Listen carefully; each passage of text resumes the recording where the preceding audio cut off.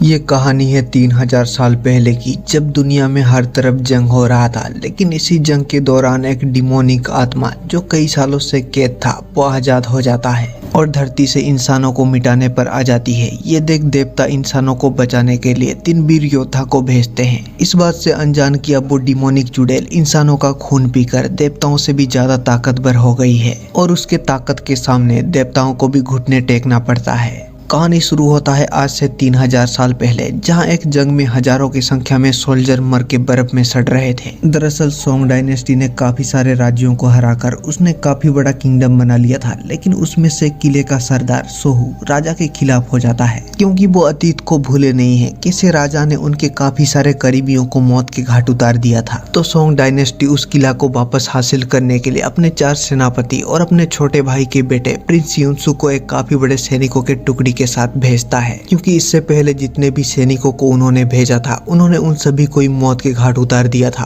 और उस किले को तोड़ना नामुमकिन था। मामला इतना आगे जा चुका है कि बातचीत से अब कुछ नहीं होने वाला। तो प्रिंस युनसु बड़े बड़े पत्थरों से किले पर लगातार हमला करते हैं, जिससे भारी डिस्ट्रक्शन होता है और किला काफी हद तक टूट जाता है। फिर सभी सैनिक तेजी से आगे बढ़ने लगते हैं, लेकिन तभी आसमान से बारिश की तरह तीर बरसने लगते हैं, जिससे काफी सारे सैनिक मारे जाते हैं। फिर भी जो सैनिक जिंदा बच जाते हैं, आगे चलकर किले का सरदार सोहू वहां पर आग लगा देता है, जिससे उनके घोड़े वहीं रुक जाते हैं और कुछ सैनिक मारे भी जाते हैं। तो प्रिंस युनसु अपने घोड़े की आंखों में कपड़ा बांध देता है, जिससे घोड़े उस आग को भी पार कर जाते हैं और वो सभी उस किले पर हमला कर देते हैं। अब उनके पास बचने का और कोई रास्ता नहीं था और वो जल्दी उस किले को कब्जा लेते हैं और जान बचाने के लिए सोहू वंश पहाड़ों में छिपने लगते हैं। लेकिन राजा के सैनिक उन्हें ढूंढ ढूंढ के मारने लगते हैं और आखिर में सोहू और प्रिंस युनसु के बीच में लड़ाई हो जाता है। सोहू भी काफी ज्यादा ताकतवर था। वो प्रिंस युनसु को जख्मी कर देता है, जिससे उसका खून दरार से होकर नीचे काफी पुरानी सील पे गिरता है, जिससे वो सील टूट जाता है और नाइनटेल फॉक्स का डिमोनिक आत्मा आजाद हो जाता है। सोहू प्रिंस युनसु को मारने ही वाला था, लेकिन तभी उसका बेटा यूनजियो सोहू को मार देता है। जब सरदार सोहू की बेटी सूलीजी ये सब देखती है तो वो अपने हेयर क्लिप को निकाल लेती है और वो खुद को खत्म कर देती है। तभी एक काफी बड़ा बर्फीला तूफान आता है जो सभी को अपने चपेट में ले लेता है। फिर जब सब कुछ शांत होता है तो शॉकिंगली ये क्या, सूलीजी फिर से जिंदा हो जाती है और इस बार वो काफी अजीब तरह से बर्ताव कर रही थी, मानो जैसे वो कोई जानवर हो। सच कहा जाए तो वो डिमोनिक नाइनटेल फॉक्स ने उसे पोजेस कर लिया था। बाकी सैनिक उससे घेर लेते हैं और वो उसे मारने वाले थे, लेकिन सूलीजी के अंदर भी काफी अजीब ताकत आ गया था, जिससे वो डिसीजन नहीं ले पा रहे थे क्या वो उसे मार दे या फिर वो उसे बंदी बनाकर सम्राट के पास ले जाए। तभी उनका प्रिंस युनसु वहां पर आ जाता है। सूलीजी उसके और आगे बढ़ रही थी, लेकिन वो वहीं बेहोश होकर गिर जाती है। फिर शाम को सभी सैनिक जीत का जश्न मना रहे थे और प्रिंस युनसु अपने जख्मों पर मरहम पट्टी कर रहा था। तभी सूलीजी वहां पर आती है और वो उसका खून देखते ही बेताब होने लगती है और उसका आंख भी अजीब तरह से बदल रहा था। फिर वो युनसु को कहता है उसे पता है वो पूरी दुनिया में राज करना चाहता है, क्योंकि छोटा बेटा होने की वजह से ना तो वो और ना ही उसका बेटा अब राजा बन पाएंगे, लेकिन इसमें वो उसका मदद कर सकता है। और वो जैसे उसके घाव को चाटता है, सरप्राइजिंगली उसका जख्म परभल में ही पूरी तरह से ठीक हो जाता है और ये देख युनसु पूरी तरह से शौक में था।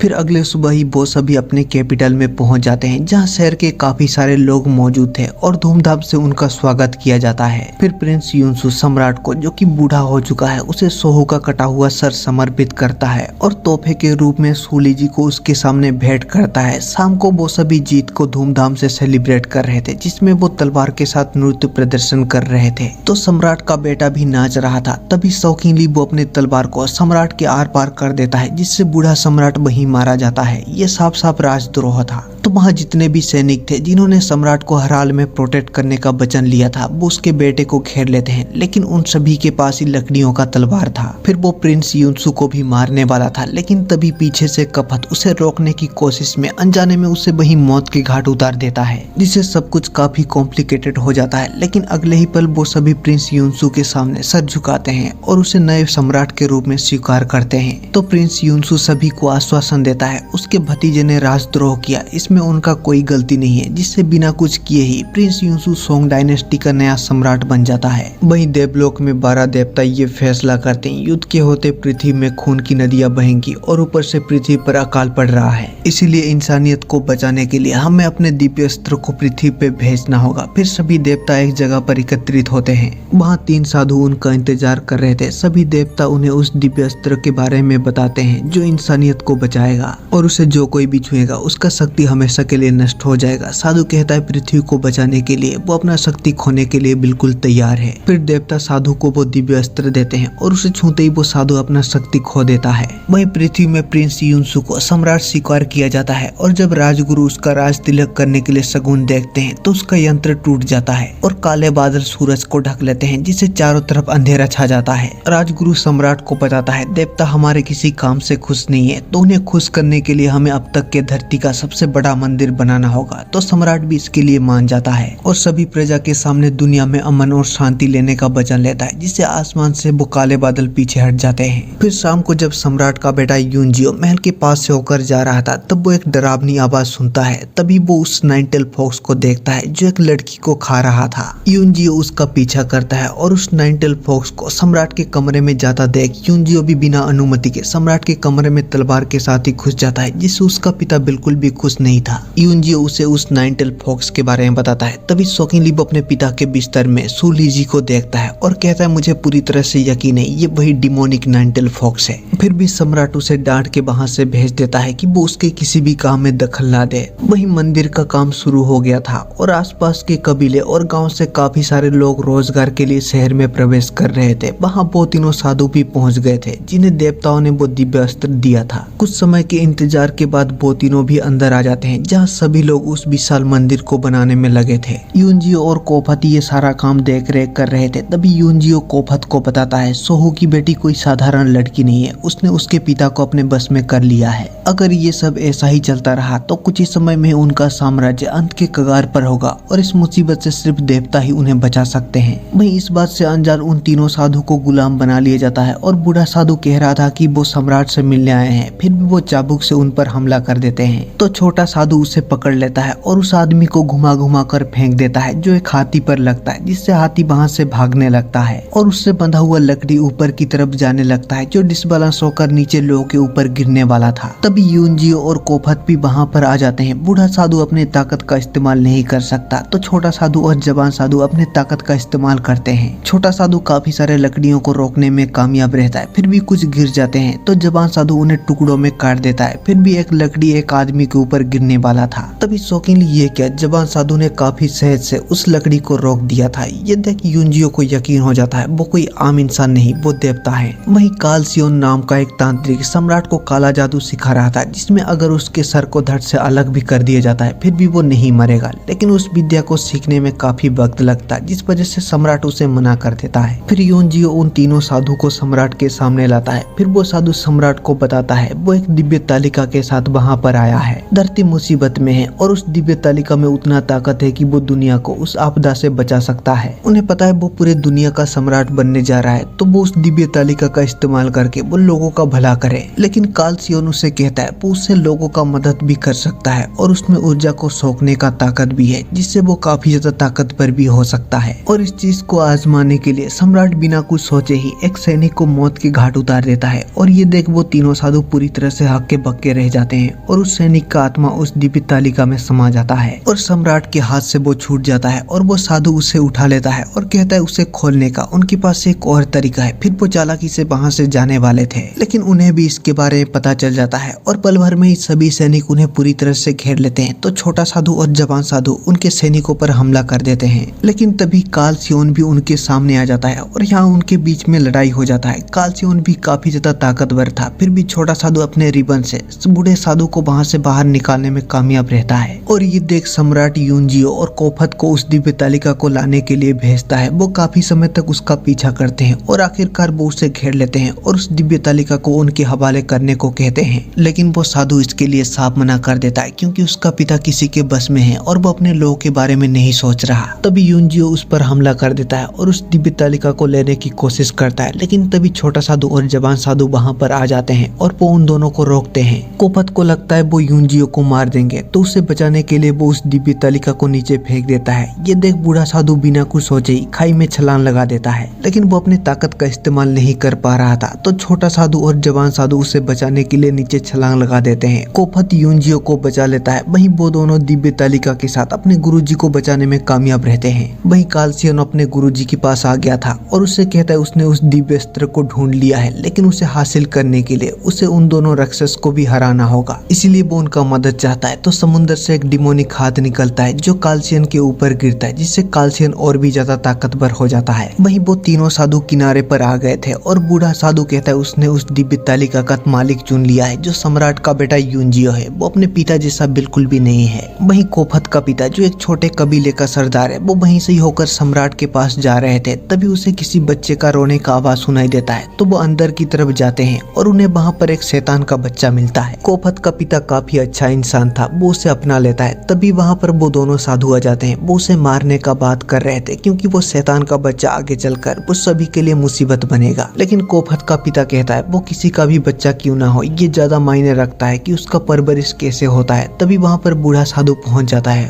और वो भी उसके बातों पर सहमत था। वो बच्चा काफी ज्यादा कमजोर था, तो वो उसे एक सुरक्षित जगह पर ले जाने का बात करता है। तो कोपत का पिता जोचान भी इसके लिए मान जाता है और वो साधु उसे उस बच्चे का नामकरण करने को कहता है, तो वो उसका नाम लीसोन रखता है। फिर वो दोनों साधु उस बच्चे को वहाँ से ले जाते हैं। फिर जब वो साधु जीचान को पूछता है वो कहाँ जा रहे हैं, तो वो बताता है हर तरफ उथल पुथल मचा हुआ है, इसीलिए वो और बाकी सरदार सम्राट से मिलने जा रहे हैं। फिर वो साधु उन चारों सरदारों को ये प्रस्ताव देता है कि सम्राट को हटाकर उसके बेटे को सम्राट बना दिया जाए, क्योंकि धरती में बुरी शक्तियों का आतंक शुरू हो गया है। जानवर मर रहे हैं, पानी प्रदूषित हो रहा है और बच्चे पैदा होते ही मारे जा रहे हैं। जीचान इसके लिए सहमत था, लेकिन बाकी सरदार इसके खिलाफ थे। तो साधु उन्हें बताता है उनके सम्राट एक बुरी शक्ति के बस में हैं और आखिरकार बाकी सरदार भी इसके लिए मान जाते हैं। लेकिन तभी सम्राट के सैनिक वहाँ पर आ जाते हैं और उन सभी को ही बंदी बना लिया जाता है। फिर उन सभी को सम्राट के सामने पेश किया जाता है। सम्राट इससे काफी ज्यादा गुस्सा था क्योंकि वो उसके साम्राज्य का हिस्सा होकर भी वो उसके खिलाफ बगावत कर रहे हैं। तो वो उनके 4 बेटे जो उसका सेनापति हैं, वो उनके पिता को मारकर सरदार बनने का मौका देता है, नहीं तो वो खुद ही उन सभी को मार देगा। लेकिन वो ऐसा कैसे कर सकते थे? तो कपट सम्राट से विनती करता है कि उन सभी को ही कारागार में बंदी बना दिया जाए। सम्राट इसके लिए मान जाता है, लेकिन वो सिर्फ कपट के पिता को ही बंदी बनाते हैं। बाकी सरदार अपने बेटों के हाथों से मरने की कोशिश करते हैं और कुछ सेनापति सम्राट को मारने की कोशिश करते हैं, लेकिन सम्राट उन्हें मौत के घाट उतार देता है। फिर सम्राट सूली जी के साथ बाथटब में वो एक दूसरे से प्यार कर रहे थे और सूली जी सम्राट को हमेशा उसके साथ रहने को कहता है और वो उसके हर ख्वाहिश को पूरा करेगा। तभी रानी वहाँ पर आती है और सभा में जिन सरदारों को बेरहमी से मार दिया गया उसमें से उसका भाई भी शामिल था, तो वो खुद का प्राण त्यागना चाहती थी। सम्राट उसे रोकने की कोशिश करता है, तो सूली जी उसे अपने पास बुलाती है और कहती है वो खुशी से उनके साथ रह सकती है, उसे खुद को मारने की कोई जरूरत नहीं। पता नहीं रानी को क्या होता है, वो उसके बातों में आ जाती है। लेकिन तभी ये क्या, वो उसके हेयर क्लिप से सूली जी को मारने की कोशिश करती है, जिससे वहाँ का सारा पानी एकदम लालम लाल हो जाता है और शॉकिंगली कुछ ही समय में ही रानी का मरा हुआ शरीर पानी में तैरने लगता है। सूली जी ने उसे मार दिया था। जब ये बात यूनजियो को पता चलता है तो वो गुस्से में उसे मारने के लिए आता है। सूली जी सो रही थी, वो उसे मारने वाला था, लेकिन तभी वहाँ वही व्हाइट फॉक्स आ जाता है और यहाँ उन दोनों के बीच में लड़ाई हो जाता है। फिर वो व्हाइट फॉक्स सूली जी के अंदर चला जाता है। यूनजियो उसे मारने की कोशिश करता है, लेकिन सूली जी काफी ज्यादा फुर्तीली थी, वो उसके हर एक हमले को काफी अच्छे से डॉज कर रही थी। फिर भी यूनजियो उसे जान से मारने वाला था, लेकिन तभी सूली जी उसे ट्रिक कर देती है और यूनजियो अपने ही पिता पर हमला कर देता है, जिससे उसका पिता काफी ज्यादा गुस्सा हो जाता है और सैनिक भी ये सब देख लेते हैं। उसका पिता उसे बंदी बनाने का आदेश देता है, तो यूनजियो महल तोड़ के भागने की कोशिश करता है, फिर भी उसे पकड़ के बंदी बना लिया जाता है। फिर उसके अगले ही दिन ये क्या, राजा तो ड्रम बजा रहा था और उसकी प्यारी चुड़ैल खुशी से नाच रही थी, जबकि दुनिया में अकाल शुरू हो गया था, लेकिन उन्हें इस सब से कोई फर्क नहीं पड़ रहा था और वो खूब मजे कर रहे थे। अगले दिन सम्राट का जन्मदिन होता है। इस खुशी में वो कोपत के पिता को कैद से आजाद कर देता है। उसके पिता का मानसिक स्थिति काफी ज्यादा खराब हो गया था, वो पागलों की तरह बर्ताव कर रहा था। वहीं सम्राट और सूली जी अपने पूर्वजों का आशीर्वाद ले रहे थे और इसी दौरान जब सूली जी राजगुरु का आशीर्वाद ले रहा था तब वो उसे पकड़ लेता है, क्योंकि उसे उसे भी पता चल गया था वो एक डिमोनिक आत्मा है, वो उसे जान से मारने वाला था। लेकिन तभी सम्राट उसे रोक देता है और उसे सवाल करता है, आप ये कैसे कह सकते हो कि वो एक चुड़ैल है। तभी वहाँ यूनजियो आता है, उसे राजगुरु ने बुलवाया था और वो अपने पिता को बताता है कैसे अब तक उनके साम्राज्य में जो कुछ भी हुआ इस सब का वजह वही चुड़ैल है, यहाँ तक कि उसने मेरे माँ को भी आपके आंखों के सामने ही मार दिया। फिर भी सम्राट ये मानने के लिए तैयार नहीं था। तो राजगुरु कहता है, ये साबित करने के लिए मैं अपना जान भी दे सकता हूँ, मैं अपना दिल निकाल कर इसके सामने रखूंगा, अगर इसने उसे खा लिया तो तुम समझ जाना ये चुड़ैल है। फिर राजगुरु तलवार से अपना सीना चीर के अपना दिल निकाल कर उस चुड़ैल के सामने रखता है। सरप्राइजिंगली वो चुड़ैल बिना वक्त गवाए उसके दिल को खा लेता है, जिससे उसके अंदर का वो डिमोनिक नाइनटेल फॉक्स बाहर निकलता है। लेकिन ये देखने के बाद भी सम्राट उसे मारने के लिए तैयार नहीं था, क्योंकि सम्राट जो चाहता था उस चुड़ैल ने उसे वो सब कुछ दिया है। ये देख यूनजियो काफी ज्यादा गुस्से में आ जाता है और वो खुद ही उस चुड़ैल को मारने की कोशिश करता है। तो उसे बचाने के लिए उसका पिता ही उसके सामने आ जाता है। यूनजियो निहत्था था तो उसका पिता उसे मारने वाला था, लेकिन तभी कोफत चालाकी से यूनजियो को बचा लेता है और ऐसा दिखावा करता है मानो जैसे उसने सम्राट को बचाया है। लेकिन सम्राट भी ये बात समझता था, तो वो उसे खुद का वफादारी साबित करने के लिए अपने पिता का कटा हुआ सर लाने को कहता है। कोफत के पास और कोई रास्ता नहीं था, वो इसके लिए निकल जाता है। फिर अगले सुबह सभी के सामने यूनजियो को मौत का सजा मिलने वाला था, तभी कोफत वहाँ पर आता है। उसने अपने पिता का सर काट दिया था। जब सम्राट ये देखता है तो वो काफी ज्यादा खुश होता है। फिर वो यूनजियो का सर धड़ से अलग करने वाले थे। वो साधु वहीं पर था और वो अपने दोनों शिष्य का आने का इंतजार कर रहा था, लेकिन वो अभी भी वहाँ नहीं पहुंचे थे। वो यूनजियो का सर धड़ से अलग करने ही वाले थे, तभी एक तीर आकर उस आदमी को लगता है और पता चलता है कुछ सैनिक राजा के खिलाफ हो गए हैं। और ये देख सम्राट भी अपने बाकी सैनिकों को उन सभी को मारने का ऑर्डर देता है। इसी दौरान कोफत सम्राट को तलवार के नोक पर ले लेता है और उसके हाथ से वो थैली छूट जाता है। पता चलता है उसमें उसके पिता का कटा हुआ सर नहीं था। यूनजियो बंधा होने की वजह से वो कुछ भी नहीं कर पाता और एक दूसरा सैनिक आकर उसका सर धड़ से अलग कर देता है, जिससे यूनजियो वहीं मारा जाता है। फिर कुछ समय बाद ही वो दोनों साधु वहाँ पर आ जाते हैं। वो अपने गुरुजी को वहाँ से ले जाना चाहते थे, तो वो उन्हें यूनजियो के शरीर को कुंदन पर्वत की ओर ले जाकर देवताओं को उसे फिर से जिंदा करने का प्रार्थना करने को कहता है। तो वो दोनों ऐसा ही करते हैं। वहीं तब तक कोफत अपने तलवार को सम्राट के सीने के आर पार कर देता है, जिससे सम्राट वहीं नीचे गिर जाता है और वो वहीं मारा जाता है। फिर कुछ ही समय में ही कालसियोन भी वहाँ पहुँच जाता है। तब तक कोफत उस साधु को लेकर वहाँ से जाने लगता है, तो उन्हें रोकने के लिए कालसियोन वहाँ जो काफी बड़े बड़े दो ड्रैगन स्टैचू थे उनको जिंदा कर देता है, जो उनके पीछे ही पड़ जाते हैं। तो वो सभी जंगल के अंदर की तरफ जाने लगते हैं। वही मौका पाकर उनका एक घोड़ा कोफत के पिता को वहाँ से बचा कर ले जा रहा था, लेकिन तभी बाकी सैनिक उसे गिरा देते हैं। वो उसे मारने वाले थे, लेकिन तभी एक क्रिएचर उसे पूरी तरह से कवर कर लेता है। सभी सैनिक उसे देख पूरी तरह से हैरान थे, उन्होंने ऐसा कुछ पहले कभी नहीं देखा था।